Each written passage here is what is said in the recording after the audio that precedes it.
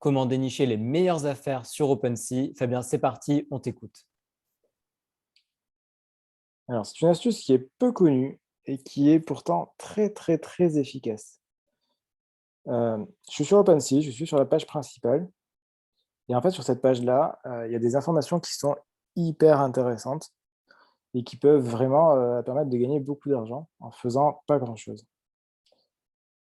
Qu'est-ce que je fais? Je vais aller dans la partie stats.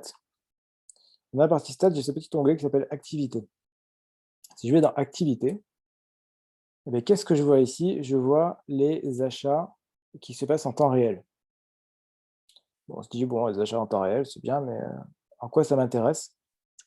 Et en fait, ça va m'intéresser pour une raison hyper importante, c'est que, est-ce que je vais chercher si j'ai pas, un ensemble de NFT d'une même collection qui est pas en train de se faire acheter en temps réel?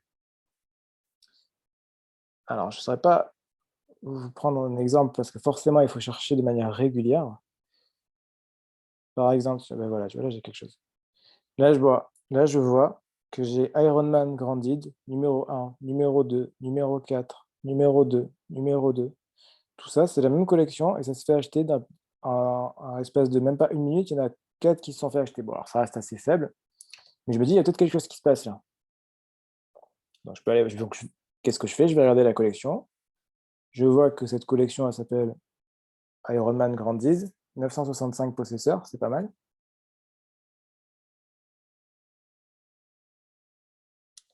Je vais aller regarder la collection en elle-même. Ah oui, c'est plutôt joli, oui, effectivement.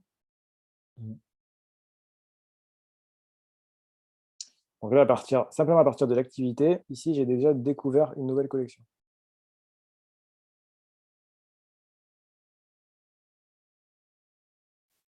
Voilà, je vois que le floor est assez faible, j'ai déjà 3000 possesseurs et je vois que les ventes, elles commencent à monter. Donc là, je me dis: «Ah ben c'est intéressant, il y a des choses qui se font acheter, qui se font revendre». On a déjà ici des gens qui ont acheté à un certain prix et qui revendent plus cher. Ici c'est pareil et je vois que ça continue à se faire acheter. Donc si ça continue, alors là, il va falloir surveiller. Si j'ai vraiment, un volume d'achat sur cette même collection qui augmente énormément, bah, qu'est-ce qui va se passer? Bah, les personnes qui ont mis en vente en priorité vont avoir tout vendu et les prix vont augmenter. Donc je me dis: «Bah, ça peut peut-être être l'occasion moi aussi d'aller acheter pendant cette vague d'achat, parce que d'autres personnes vont continuer à acheter et parce que du coup je pourrais revendre dans cette même vague d'achat beaucoup plus cher en même pas une minute après». Alors, ça paraît un peu abstrait, donc ce que je vais vous montrer, c'est que je vais vous montrer un exemple de ce qui s'est passé, par exemple, sur cette collection. Cette collection, elle a rien de particulier, elle est, rien d'exceptionnel, voilà, c'est des fraises en pixel art. Elle a rien de particulier. Pourtant, si on regarde dans le volume échangé, on voit que, ce jour-là, le 22 août, il y a eu une vague d'achat monstrueuse et cette vague d'achat monstrueuse, elle a fait que ça a grimpé d'un coup, 213 ventes, 2 529 ventes. Et qu'est-ce qui s'est passé? Si moi j'arrive là, si je regarde le volume d'activité en permanence, je vais voir que quand j'arrive ici, là, quand j'arrive à peu près dans cette courbe-là, je me dis: «Ouh là là, il y a eu 213 ventes du même produit, 213 ventes de la même collection». Donc là, je vais me positionner, je vais dire: «Bah, je vais acheter» parce que je pense que ça continue à se faire acheter et si je suis bien dans cette vague-là, je vais pouvoir d'ailleurs revendre au pic, puisque au pic, alors que le NFT vaut 0,03 au démarrage, le prix moyen quand on arrive au pic, il est passé à 0,15. Donc qu'est-ce que vous avez fait? Vous avez pu vous faire entre 0,15 moins 0,03, donc 0,12 de marge. 0,12 ça paraît faible, 0,12 il ne faut pas oublier qu'il faut multiplier par 4000 pour l'avoir en dollars, ce qui nous fait quand même, 0,12 fois 4000, David, 480 0,12. non? 480 je Attends, pense, oui. 0,12 fois 4000, un instant. A priori 480. Exactement, exactement. Mais c'est surtout ce qu'on peut voir là, c'est qu'en fait, on part de 0,03 à 0,15 plus qu'un montant en absolu. Ce qui est intéressant, c'est de voir que ça a fait x5, donc ça fait 500% d'augmentation. C'est hyper intéressant en relatif. Et là, j'en ai acheté qu'un. Je pouvais en acheter plein. Heu, si moi j'arrive à repérer grâce à cette activité, un volume d'achat qui est hyper important au démarrage, derrière ça s'envole et on peut revendre très, très cher.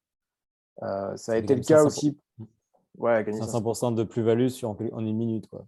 Ça a été le cas oublié. pour ApeGang. Ça, c'est pour le coup, j'y ai participé, donc je peux même vous le dire. ApeGang, c'était des singes en pixel art qui sont sortis directement sur OpenSea, pas sur un site internet, donc en primaire sur ce site-là. Il s'est rien passé, jusqu'à un moment donné où il y a eu une vague d'achat qui a été monstrueuse. Et à partir du moment où la vague d'achat a été monstrueuse, tout le monde s'est mis à acheter. Donc, si vous voyez qu'il commence à y avoir de l'activité, vous dites, oulala, il y a de l'activité, donc ça va commencer à FOMO. Pour le coup, c'est vraiment FOMO. Et à partir du moment où ça FOMO, il faut tout le monde achète d'un coup et les prix vont exploser à partir du moment où tout a été acheté au démarrage. Et là, vous pouvez Juste revendre bien plus cher. FOMO, ça veut dire Fear of Missing Out, ça veut dire les gens ont peur de rater une opportunité, de passer à côté d'une opportunité. Voilà, c'est ça. D'ailleurs, ça se voit, alors ça se voit pas vraiment sur le volume, mais ici, ça se voit avec cette barre-là. Ce jour-là, la collection a explosé. Il ne s'est rien passé. Et 2 semaines après la sortie, d'un coup, tout a été vendu et les prix ont fait x3. Donc, vous en achetez plein à ce moment-là, juste avant que ce soit fini et vous pouvez revendre largement. Et ça se voit voilà, simplement en allant sur Stats, je reviens, Stats, Activité, et on surveille. On regarde ce qui se passe, on regarde s'il y a quelque chose d'anormal. La plupart du temps, vous n'aurez rien de particulier, mais il peut y avoir quelque chose d'anormal qui se passe. S'il y a quelque chose d'anormal, il faut regarder, on investigue et on peut faire des choses. Alors après, on n'est pas une société d'investissement, c'est juste une petite astuce, mais après, ce n'est pas un conseil On financier. partage juste ce qu'on fait, c'est en aucun cas un conseil financier, nous ne sommes pas une société d'investissement. Il est bon de le rappeler. Exactement.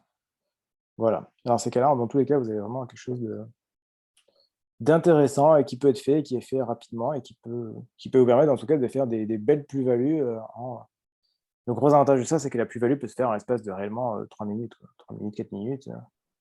Sur des Si vous plus-values arrivez, supérieures à 200, 300, 500%.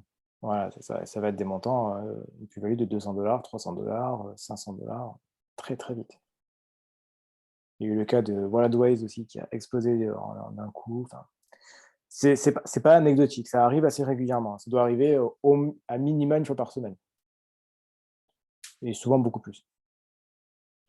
Prenez une collection, enfin, voilà, il y a vraiment de quoi faire, il y a des choses intéressantes à faire avec ça.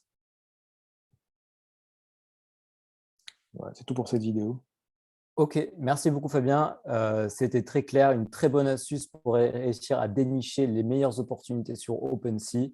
On se rejoint très bientôt pour une nouvelle vidéo. D'ici là, faites de l'argent, portez-vous bien et à la prochaine. À la prochaine, ciao.